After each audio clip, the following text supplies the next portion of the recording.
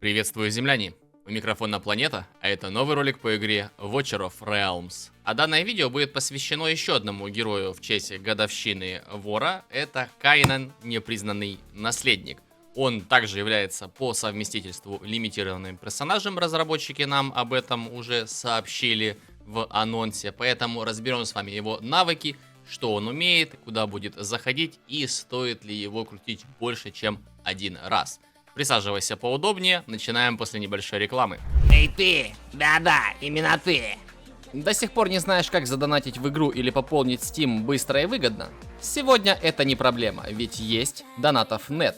Подписка на сервисы, изобилие популярных игр, все собрано на одном сайте по самым лучшим ценам. Ты можешь быть уверен в выгоде операции, ведь она дешевле, чем в самой игре. Наш любимый Watcher of Realms не исключение. Больше не нужно передавать свои личные данные, для пополнения достаточно только ваш ID. На сайте расписана подробная инструкция для пополнения вашего аккаунта. А при регистрации по моей ссылке ты получишь купон со скидкой на первую покупку. Земляне, у донатов нет, можно принять участие в бесплатных ежедневных раздачах. Лутайте декоины и сразу пополняйте любимые игры.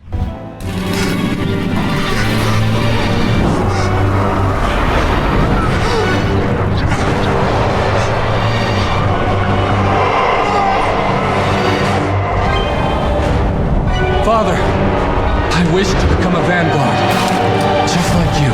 The next vanguard shall be Unseen, they seek to control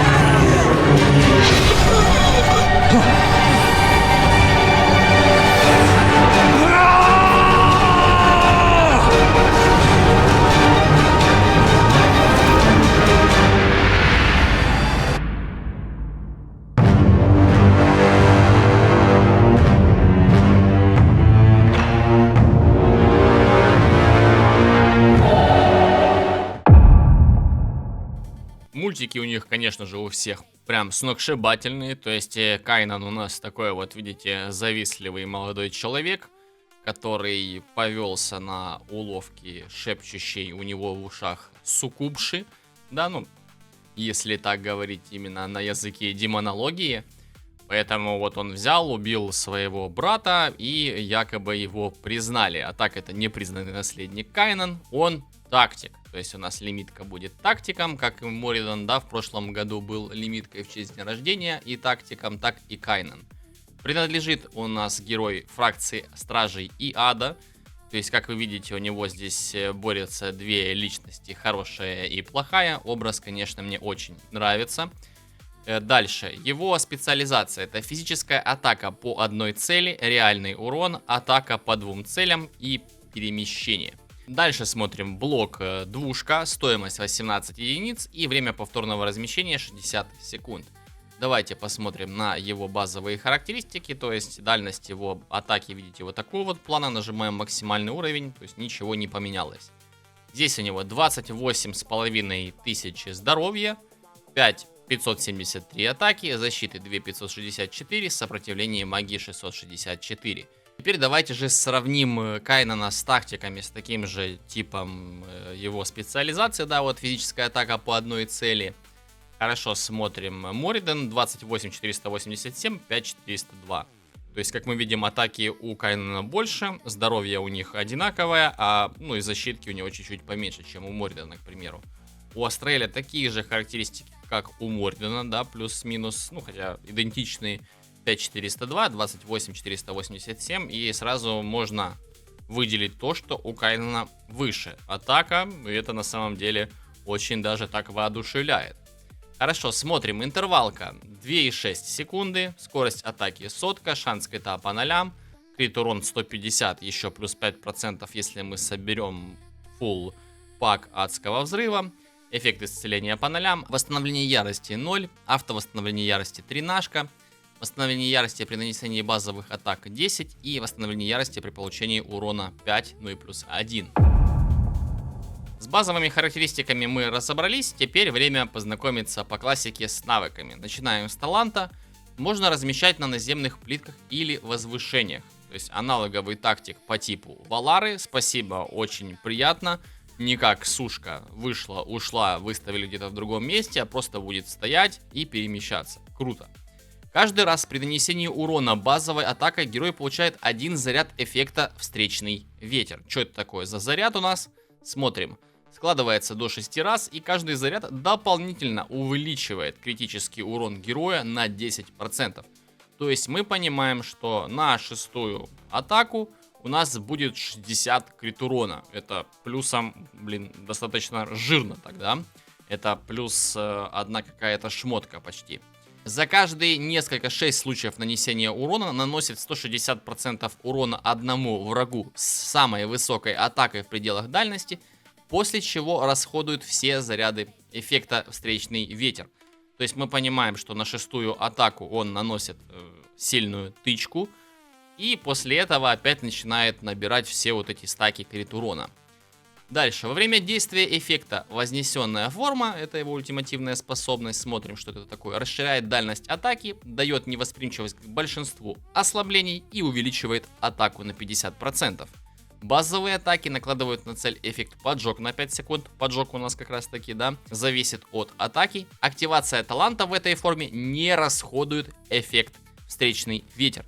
То есть мы понимаем, что когда он будет бить вот эти 160% урона, то что будет происходить? Правильно, он не будет расходовать вообще свой крит урон и будет всегда бить с бонусом 60% КУ. Это вообще жирно. И вот как раз таки, что касается 160%, здесь приписка: во время ульты за каждые несколько 6 случаев нанесения урона базовой атакой он наносит не 160%, а 320%. Да, ну просто тупо в 2 раза больше. Не более чем 2 врагам с самой высокой атакой в пределах дальности. То был 1, а теперь 2. Хорошо, понимаем, то есть у нас талант завязан на ультимативной способности, ну то есть он улучшается, да, без ультимативной способности вот у нас такой вот половинчатый эффект. Вау, круто, классно, спасибо. Итак, базовая атака, смотрим, радиус вот такой вот уже увидели, атакует одну вражескую цель, нанося 120% урона. Вознесенная форма, каждая атака наносит 160% урона один раз нескольким до 2 врагам. Но если в пределах дальности только один враг, он взамен наносит 60% урона 2 раза. То есть, ну, к сожалению, это чем плохо, потому что у нас в итоге будет 120% урона, если в одну цель мы бьем, да, в вознесенной форме. Но это 2 тычки. То есть это, к примеру, если нам нужно где-то наносить удары и снимать щиты, это вот выгоднее, да, то есть в одну цель хотя бы. Хорошо, обычная база, спасибо. Дальше. Пассивка. Внутренний огонь. Находясь под действием эффекта «Вознесенная форма», каждые 5 секунд, то есть мы понимаем, что это во время ультимативной способности, каждые 5 секунд исцеляет союзных героев до 5. То есть у нас такая ситуация, он бьет, и вокруг него вот такая вот дымка распространяется. Это вот видно на поле боя. В общем, в пределах 2 плиток на 8% от их максимального ОЗ. И здесь важно понимать, что в пределах 2 плиток именно по ровным линиям. То есть это у нас как раз таки базовая атака является. Вот как если мы откроем сейчас, давайте я вам покажу Долорес. Или же беспробудную Диау. Ну, на Долорес будет проще. Вот. По вот такой вот траектории у нас будет распространяться регистрация вот этого вот, когда союзники в пределах дальности, да. Поэтому это тоже важно понимать. По пересечении не 2 плитки у нас будет, а 1. В пределах 2 плиток, бла-бла-бла, а также наносит в сумме 200% реального урона врагам до 5 в пределах 2 плиток. То есть мы понимаем, что у нас в сумме 5 целей хилятся, 5 целей дамажатся реальным уроном. Как видите, вот этот вот урон, это реальный урон. Реальный урон не критует, и поэтому плашки критического урона возле цифры не будет. То есть невооруженным глазом это заметно. Хорошо, дальше следующая пассивка — Вечное Пламя. Каждый раз, когда от эффекта Внутренний огонь на цели срабатывает эффект исцеления или же урон, то есть это мы понимаем, что до 10 раз все это может происходить, оставшееся время действия эффекта Вознесенная форма продлевается на 1 секунду. То есть мы понимаем, что при максимальных условиях, если у нас будет 5 союзников и 5 врагов, это каждый тик пассивки плюс 10 секунд форме. При определенных условиях можно сделать так, чтобы Кайнан вообще из формы никогда в жизни не вышел. Хорошо, смотрим дальше. Пассивный навык связи у него есть с героиней Изабель. Если еще не видели обзор на нее, вот, пожалуйста, вам подсказка. Смотрим. Крылья изнурения. Получаем Изабельку, разблокируем эффект. Повышает урон, который герой наносит врагу на 6% за каждое имеющееся у него ослабление. До 24% повышения. Очень сильная связь, очень важная связь. То есть чем больше дебафов, тем лучше для Кайнана по дамагу. Без этого, ну то есть вот считайте, что 24% урона у нас потенциально отрезается. Хорошо, и теперь его ультимативная способность. Ангел погибели. Стоит она 1200 единиц ярости, применяется вручную, достаточно такая недешевая ульта, да, 500 ярости при выставлении у нас получается, и анимация каста 1 секунду. Радиус вы видите вот такого вот плана. Может выбрать и телепортироваться на незанятую плитку в пределах аж 4 плиток. Это вау, это достаточно такая широкая, да, область у него переметнения где-то по карте. Это очень сильно много. Это класс, спасибо. Получая эффект вознесенная форма. Мы уже знаем, что это такое. То есть она при своих базовых значениях длится 20 секунд, но мы помним, что с пассивки мы можем ее продлевать. После этого он немедленно совершает одну особую атаку таланта. То есть понимаем, что там у него 360% урона срабатывает. И нанося цели дополнительно еще 300% урона один раз. Если уже герой находится под действием эффекта вознесенной формы, он восстанавливает себе 50% ярости и продлевает оставшееся время действия эффекта вознесенная форма на 2 секунды. То есть во время формы, если мы еще раз им ультанем и он в этой форме, опа, 50% ярости, он снова бьет вот так вот дважды, сначала талантом и еще плюсом 300% урона и еще плюс 2 секунды к ульте. Спасибо, достаточно приятно. Ну чё, по навыкам что-то аж достаточно так мощно, я бы сказал. Давайте посмотрим, что там с пробудами. Первое пробуждение говорит о том, что находясь на наземной плитке, герой наносит обычный урон. А находясь на возвышении, герой наносит магический урон. Вау! Это вообще жесть какая сильная пробуда, особенно на бездне или же там, где нам нужно наносить сначала физический урон, или же магический. Это сразу же первое, что приходит на ум, это подземелье снаряжения 2. Там у нас есть два типа босса, который у него иммунитет к физическому урону, а у другого к магическому урону. И достаточно это нам развязывает руки конкретно с этим героем. И честно скажу, вот такой вот должна была быть в Фалке когда-то давно, когда она выходила. Ни один ребаланс ей не помог, а здесь вот просто сразу же герой задизайнен как нужно. Спасибо хотя бы он. Хорошо, первая пробуда максимально простая, да, как двери. Давайте смотреть вторую пробуду. Плюс 300 атаки Гвази, ничего сложного. Третье пробуждение. Когда базовая атака наносит урон разным целям во время действия эффекта вознесенная форма, интервал атаки героя сокращается на 25% на 5 секунд. Где это может быть полезно? Это может быть полезно везде, кроме каких-то боссов там, по типу бездны, драконов.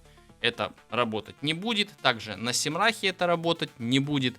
Но если мы возьмем ее, к примеру, куда-нибудь на подземелье снаряжения 2 или подземелье снаряжения 3, чертоги иллюзий Малрика, здесь это достаточно неплохая пробуда. То есть 25% сокращения интервалки на 5 секунд, то есть разным целям, то есть хотя бы 2 цели будет, да, в диапазоне. Он, во-первых, будет бить по 160% вместо 120, да, дважды, ну, 60% суммарно, да.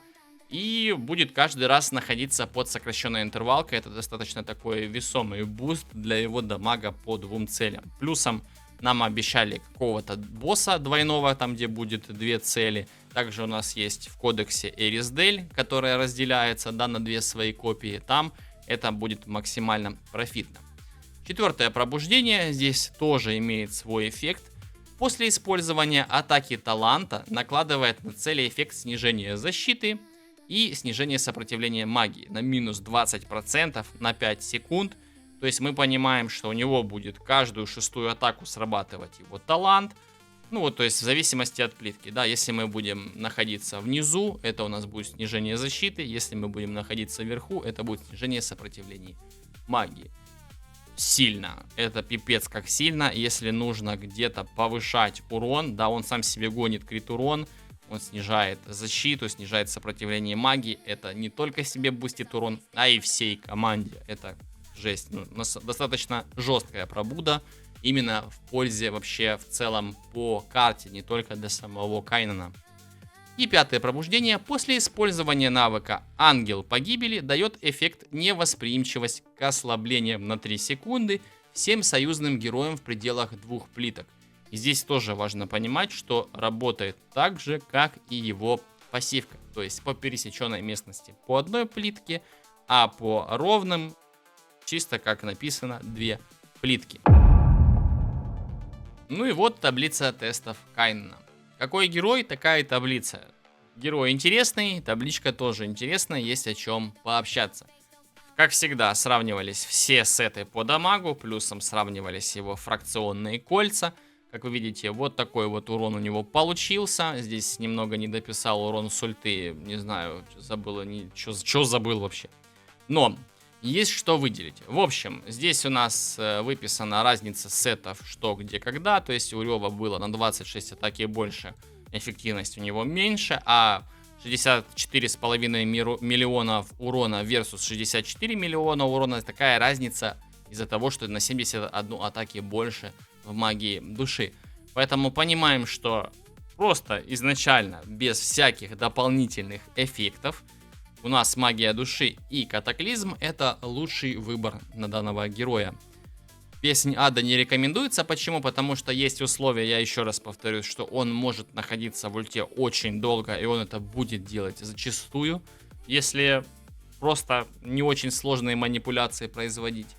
И смотрим по поводу катаклизма. Фракционка стражей показывает себя лучше, потому что фракционка ада, у нее есть приписка, что нужно ультовать. То есть мы ультуем, получаем эффект от фракционного кольца и так по кругу. То есть работает по аналогу с песней ада сетом, да. Поэтому мы просто, чтобы у нас стабильно было повышение урона, нужно фракционка стражей. И смотрите, какая ситуация. Фракционка ада на 85 атаки и 4,5 крит урона было больше, чем у стражей. А мы помним, что разница уже в 71 атаку дает 500 000 урона дополнительно, да, поэтому вы еще сюда добавьте ляма 2,5, и вот как раз таки будет тот урон, который должен был бы быть, если бы мы сравнивали с одинаковыми статами. Все, хорошо, здесь все понятно, и здесь ситуация. Урон, вот этот 66 940, вот этот 64,5, 64 миллиона. Это все было, когда рядом с Кайнаном стоял один целитель, и он убил одну цель. То есть мы каждый раз при проке пассивки продлевали ульту всего лишь на 2 секунды, и он периодически из нее выходил. А вот какой урон может быть у Кайнана, если вокруг него 5 целей для исцеления, ну и хотя бы один враг, потому что проверялось все на клан-боссе. 84 миллиона 709 тысяч. И, как вы видите, разница на 20 лямов. Ну, как будто бы очевидно, что лучше Кайнану как бы сидеть в своей форме и никуда больше из нее не выходить. Хорошо. Дальше смотрим сравнение с лордами, то есть адский взрыв и стражи. Под твином вот такой вот, да, урон, под салкаденсом вот такой вот урон. Но сразу скажу, салкаденс берет его крит урон, а он с таланта себе его бустит, и сам салкаденс наносит достаточно хороший урон. Здесь все лорды были на А0. Если бы лорды ада были хотя бы на А1, урона было бы намного больше, потому что они тогда накладывают уязвимости к уронам, и урон вырастает. Если смотреть по поводу стражей, то Лая присутствовала на поле боя, заливала ему ярку, давала ему бонус к урону. Понятное дело, что ярость ему не нужна, если он бесконечно в ульте, да, но бонус к урону она давала. И все равно под Ингрид мы набили больше именно по дамагу. Но здесь еще важно отметить, что больше всего крови набилось именно с Салкаденсом. Почему? Потому что Салкаденс сам начинал за счет Кайнана бить больше, и разница была здесь не на 14 лямов. То есть, видите, 19,5 тысяч крови набили Салкаденс с Кайнаном и 18,374 Ингвид с Кайнаном. Хорошо, здесь разобрались, давайте смотреть дальше. Пробуждение. То есть, смотрел я это все на бездне, потому что, в принципе, ежу понятно, если мы не будем менять на первой пробуде его эффекты нанесения урона магического или физического урона, ну, оно вообще ни на что не повлияет, да, потому что она дает только это. И вот если в формате бездны, то буст с нулевой пробуды и первой пробуды почти 80%. Это жесть. Герой, которому нужна первая пробуда, и он уже, ну, не буду говорить почти, но на 4/5 наносит больше урона. Это круто, это вау. Не 5-я, не 4-я пробуда, а всего лишь 1-я.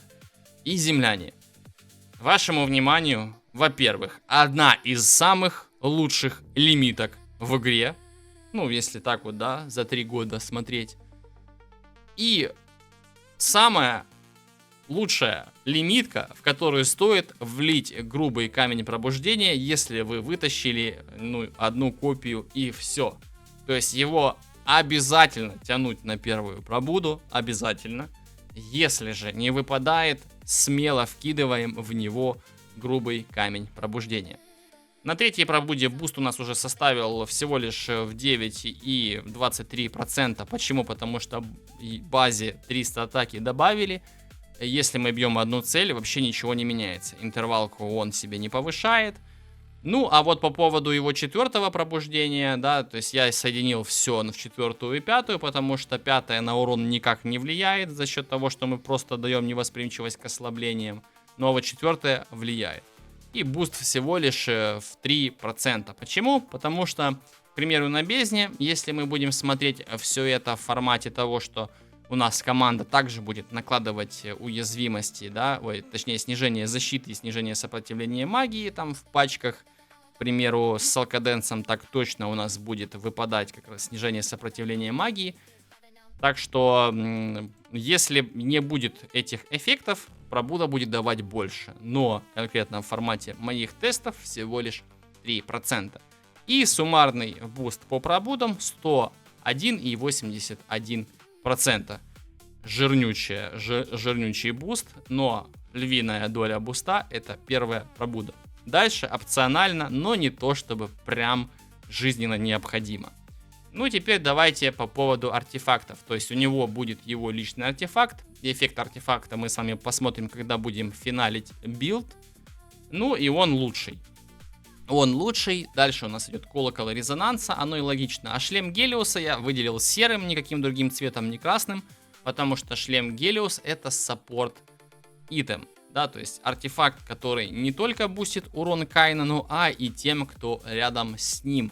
Поэтому, если у нас не хватает урона в целом по пачке, и не только Кайнану, то шлем Гелиуса рекомендуется одевать. Но если у вас есть какие-то эффекты повышения бонуса к урону по типу Магды, там будет стоять рядом или еще чего, шлем Гелиуса ни в коем случае не одевайте. Даже у Гуань Юя на первой пробуде есть эффект бонуса урону рядом с союзниками. Шлем Гелиуса не стоит в таких случаях одевать, потому что эти бонусы не складываются. Ну и все, в таблице тестов все предельно понятно. Давайте теперь финалить билд. Катаклизм, злая месть, справа-лево. В общем, смотрим. Вот такие вот характеристики. Он крит урон себе бустит сам, поэтому лучше всего дать ему больше атаки, чтобы как раз таки все это работало еще лучше в связке.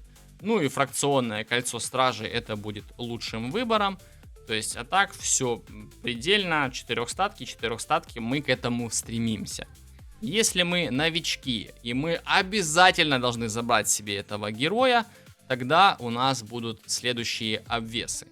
Ни в коем случае мы не рассматриваем проклятие, потому что это для массовиков. Ни в коем случае не одеваем мудрость, потому что при использовании суперспособности только повышается урон.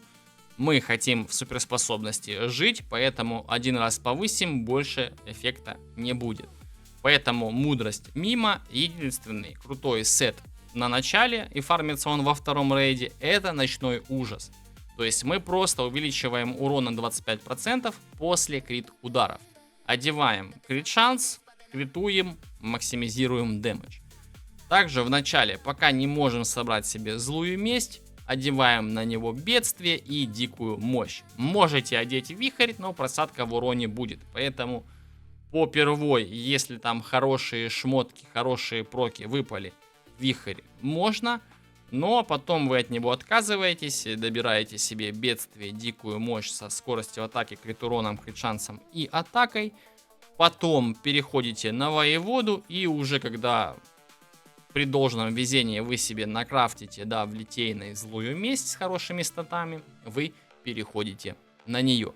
По поводу артефактов, как и обещал, давайте рассмотрим его личный артефакт и какой эффект он дает. Читаем. Повышает урон на 35% после поддержания вознесенной формы в течение 60 секунд. В сумме навсегда повышает атаку на 10%. Это жесть какая разница по силе. 10% атаки даже будет всегда давать разницу. Вот вы видели там, 35% повышения урона. В принципе, и колокол резонанса столько дает. Но, во-первых, нету условий, чтобы рядом кто-то стоял. А во-вторых, еще плюсом 10% атаки и уже 5 лямов разница. Все, в принципе, must have. То есть собираем, он будет в магазине по-любому на событии, я уверен в этом. Ну и плюсом универсалки в него тоже можно закидывать для того, чтобы разгонять данного героя. Этот герой того стоит. Ну и все, в принципе, по билду все. Погнали смотреть, где он будет играть. Первая активность, которую мы с вами рассмотрим, это у нас бездна. По рецензии разработчиков он сюда очень хорошо заходит, и это прямой конкурент Суню-куна и Кигири. Хорошо, и небольшой спойлер, он не то что прямой конкурент, он чуть ли не убивает этих двух героев, да, именно как лимитка. Ну да ладно, сейчас будем показывать почему. Здесь он у меня на 5-й пробуде, но мы с вами будем смотреть тесты от 0-й пробуды и до 5-й. Погнали! Так, вот, пожалуйста, запись битвы, где он сначала на 0-й пробуде. Расстановка у нас будет следующим образом. Нам нужно расставиться так, чтобы рядом было побольше союзников, ну и чтобы была у нас КПДшная расстановка, потому что на 1-й пробуде мы уже с вами будем прыгать сверху вниз и обратно, чтобы менять именно урон, который он наносит, да, тип урона. И вот выбрана была вот такая вот пачка через стражей, через драйлинку, и у нас Кайнан будет стоять сверху. То есть какая ситуация? Первая форма у нас физическая, и на 1-й пробуде, к примеру, мы будем ставить Кайнана снизу первым. Хорошо, ладно, пока о 1-й пробуде речи не нужно вести, потому что это 0-я пробуда. Ну и здесь мы просто бьем, набиваем урон, и давайте сейчас я открою общую статистику. Позже давайте смотреть. То есть здесь ничего абсолютно не будет такого. Нам важно зайти в ультимативную способность и больше из нее не выйти. Давайте посмотрим, сколько урона мы нанесем при выходе на магическую фазу в первую.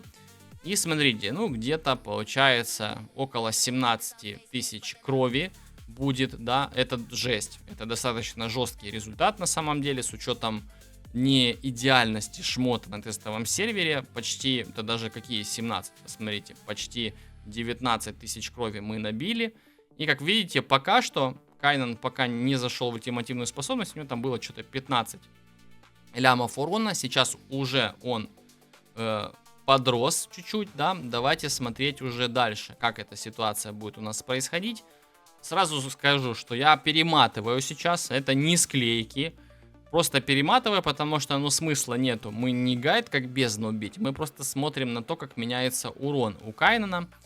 Как вы видите, на 0-й пробуде пока что его что-то здесь и незаметно, да. Тут у нас общая статистика. Ингрид, Салкаденс, Суню-кун и Кигири. Давайте смотреть. Вот Кайнан уже появляется, уже обгоняет Гретхен. Хорошо, окей, давайте смотрим. Кайнан уже догоняет Суню-куна. Кигири ему, конечно же, далеко. Салкаденс его уже перегоняет немножко. Давайте дальше проматываем. То есть, смотрите, минута 38 боя, у нас уже 65 тысяч крови. Ну, жестковато, конечно. Давайте дальше уже смотрим. Все, нулевая пробуда. Кайнан уже вырывается все-таки в топ-3. И давайте смотреть финальные цифры. 81 и 700 тысяч крови. Вау, жестко. Давайте смотрим. 135 лямов урона нанес нулевой Кайнан. 154 и 452 нанес пятый Укун. Одет пятый Укун, ну, лучше, чем Кайнан, потому что Кайнан у меня подогнан сеты, да, чтобы они были идентичны. А Сунюкуна я одевал просто, да, из коллекции. Ну, Кигири пятый, это понятное дело. Но теперь смотрите ситуацию. Почти 3 миллиона урона нахилил Кайнан. То есть тактик, да, который дамажит, он еще и хилит всю команду. Почти 3 миллиона урона нахилил. Кигири сам себя хилит за счет связи с Юри. Ну, достаточно жесть. 3 миллиона, с учетом того, что я вот здесь вот сейчас показываю. Драйлинка у нас нахилила там около 9 лямов урона. Ну, то есть, честно сказать, это достаточно такое, да, даже 8 лямов урона нахилила Драйлинка и почти 3 ляма нахилил Кайнан. Ну, к урону претензий нет. Хилит вообще красава. Давайте же смотреть, что же там на первой пробуде. Итак, вот демонстрация. Видите, Кайнан на первой пробуде. Давайте запускаться.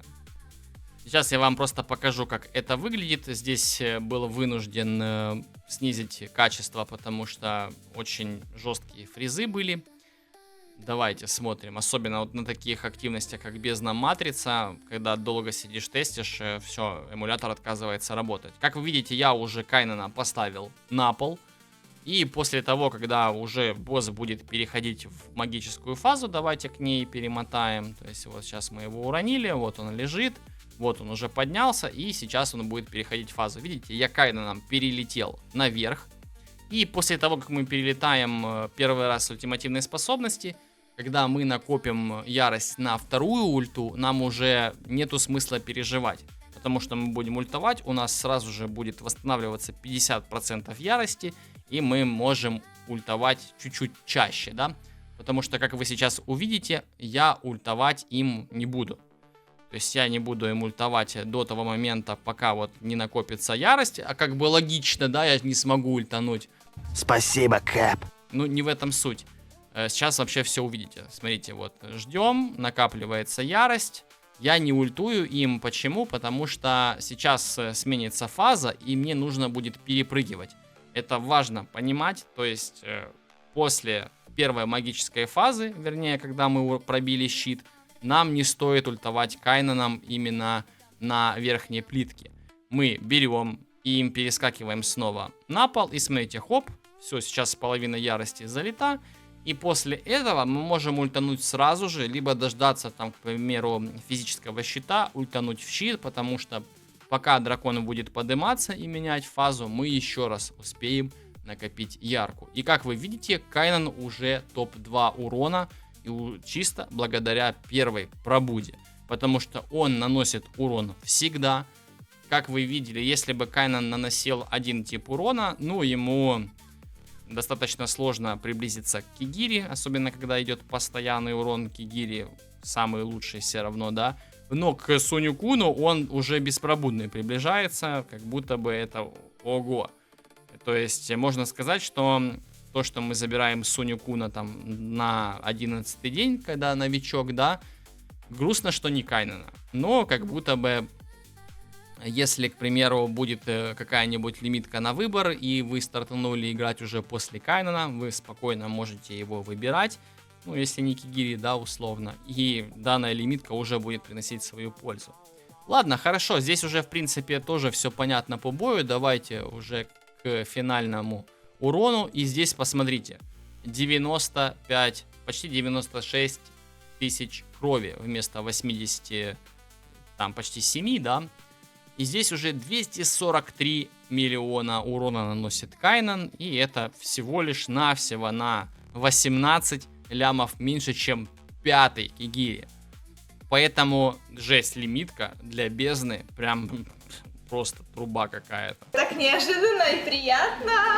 Ну и сейчас на ваших экранах будут скрины, где на третьей пробуде наносит Кайнан урон, вот 265 и 924 миллиона урона, и уже обогнал Кигири. Ну, у Кигири есть такой элемент рандома, как его ласточка вперед и назад, когда не в ульте, да.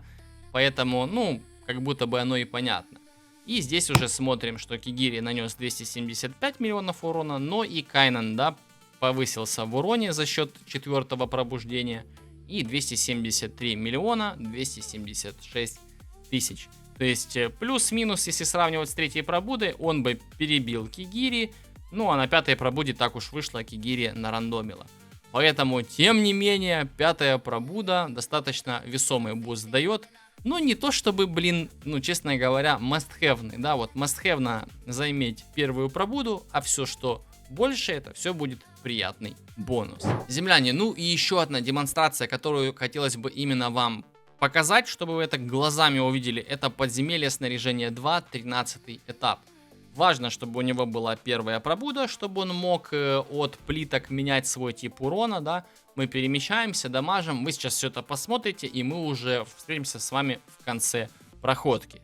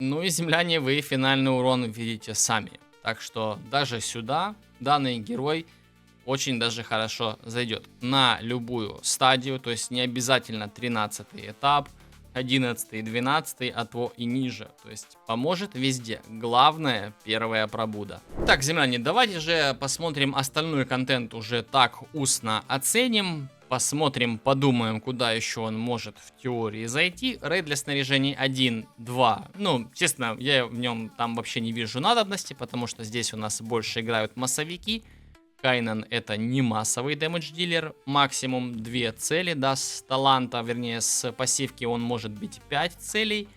Рейд для снаряжения 3, так как он бьет воздух, его можно брать. То есть мы его ставим внизу, он будет еще и бить и босса, и достаточно не кисло так будет бить и босса. Будет передних героев, которые также будут стоять дамажить босса, хилить, тоже приятно. Ну, в целом, да, рейд для снаряжения 3 можно. Не буду ставить ему здесь прям 5, он здесь будет скорее опцией. Но стражей мы там берем, да, берем Лаю, берем Эйрлис, берем Дяо-Чань в эту всю лидерку, и как будто бы классно. Драконова пать 150 из 10. Обычный кошмар, бездна, все сюда, все давайте. Руины титанов. На Симрахе вообще будет песня, то есть мы понимаем, что у нас иммунитет к большинству ослаблений во время его формы, которая ультимативной способностью является. В ульте он у нас бесконечно, потому что на Симрахе, если мы обставимся, вокруг нас будет огромная куча союзников, и все. И будет на Симрахе наносить урона просто космос. Там не важна первая пробуда, он уже на нулевой пробуде будет наваливать очень сильно. Башня обмана, да, определенно да. У нас там даже есть несколько этапов, где нужно наносить и физический, или же магический урон. Поэтому первая пробуда, билетик еще и туда нам даст. Чертоги иллюзий Малрик. Соло-цель урон сильный. Мы можем с помощью него бить Золотистого Инквизитора. Можем где-то менять траектории на обсидиановых рунках. Особенно где у нас там есть приписки, что невосприимчивость к магическому урону, невосприимчивость к физическому урону. И на первой пробуде мы с этим тоже сможем справляться. Подземелье снаряжения 1. Если взять его первую пробуду, что мы его ставим наверх, он будет наносить урон магический. Но нету смысла, потому что там нужен массовый урон, а он наносит одной цели, 2 целям урон. Ну, он не нужен там просто. Подземелье снаряжения 2 однозначно лайк. И подземелье снаряжения 3 тоже зайдет бить Никс сверху, да, то есть мы там каким-нибудь условным Кигири или же каким-нибудь Гуши будем снимать бонусы с Никсы, и как раз таки Кайнан будет дамажить, потому что урона у него достаточно дофига.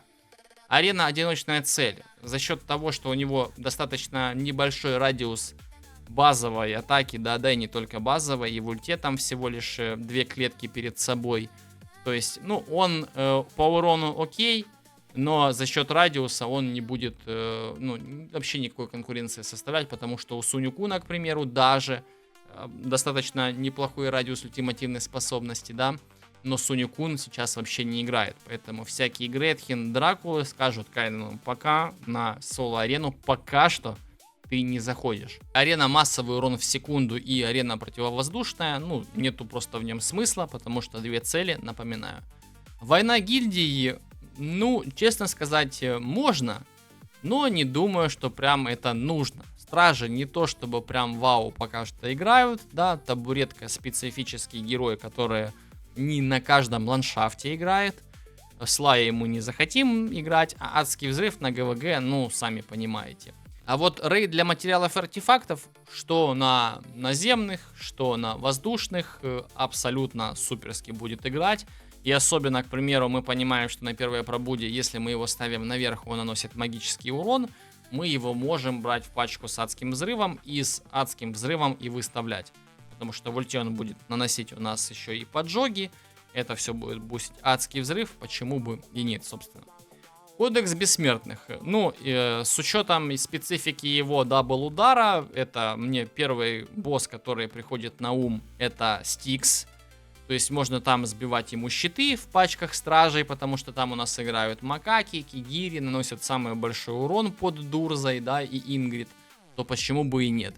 Плюсом можно брать на кодекс Борея, там где нам нужно накладывать поджоги, он еще очень сильно будет дамажить в этот купол, который босс создает. Ну и в целом особо больше не вижу. Эрисдель еще, да, это именно из сложного кодекса. Эрисдель, я думаю, урона будет выдавать просто вагон, потому что будет бить 2 цели, 160% урона каждую, как бы, да. Разлом пустоты, да, испытание фракций и на стражей.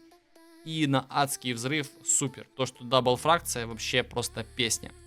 Прилив, ну, честно сказать, на 5-й пробуде, вот, с личной шмоткой, 107, это еще и личный артефакт его, 107, ну, там, если еще и подточить, 110-111 тысяч БСа, ну, не сказать, что прям сильно, но это что касается привязок на ГВГ. По поводу прилива конкретно, любой тактик туда зайдет за счет того, что на него работают бонусы от всех классов. Рейд для опыта, рейд для золота, честно, даже сюда он нафиг не нужен, потому что он сингл, дабл, таргет, ДПС дилер. Ну и что могу сказать по данному герою, потому что пришло время его оценить. Давайте дам ему 2 оценки, потому что есть он обычный, да, беспробудный, и есть он, начиная с 1-й пробуды. Ну, я даже, честно сказать, боюсь его недооценить, поэтому, может быть, я и погорячусь, но беспробудному герою я поставлю железные 8, а может быть даже и 8,5 злых планет из 10. Ну, просто потому что беспробудный, он обычно дамажит, да, чуть-чуть меньше, чем 5-й Суню-кун. И именно за счет того, что он почти приближается к 5-му Суню-куну на нулевой пробуде, 8,5 это жирнючая оценка. А вот на 1-й пробуде, даже несмотря на то, что он не наносит массовый урон, он не является супер универсальным везде, да, потому что весь массовый урон мимо. Но везде, где нужен сингл или дабл таргет, это будет лучший герой на 1-й пробуде за счет того, что у нас есть дополнительная опция менять тип урона. И здесь 10. Не знаю, могу ошибиться, может не заиграть так, как его вижу я, но с учетом того, что новичкам это лего просто жесть, да я уверен, даже и старички, мы с вами будем его использовать в контенте, который нам будет завозить новый, однозначно Кайнана мы будем видеть очень часто. Пишите в комментариях, согласны ли вы со мной или нет, и почему. Земляне, ну вот такие вот тесты Кайнана получились, и, так сказать, на день рождения игры что-то такое всегда и ожидается, потому что на прошлой ДР мы получили Валару, сейчас мы получаем Кайнана, и это очень достойная легендарка и одна из лучших в игре, по крайней мере, я так думаю. Посмотрим, как выйдет, что будет на глобале, потому что это пока что первоначальная оценка, но я прям очень сильно доволен героем. Также делитесь своим в комментариях, удивил ли он вас. Не забывайте подписаться на канал, поставить лайк данному видосу и поделиться данным видео с друзьями и сокланами, пусть также увидят эту имбищу. Не забывайте также, в описании есть ссылка на мой телеграм-канал, там всегда все самые свежие новости, актуальные промокоды и полезная информация для того, чтобы проще играть в данную игру. Не забывайте играть в Watcher of Realms красиво. Увидимся, когда увидимся. Пока-пока.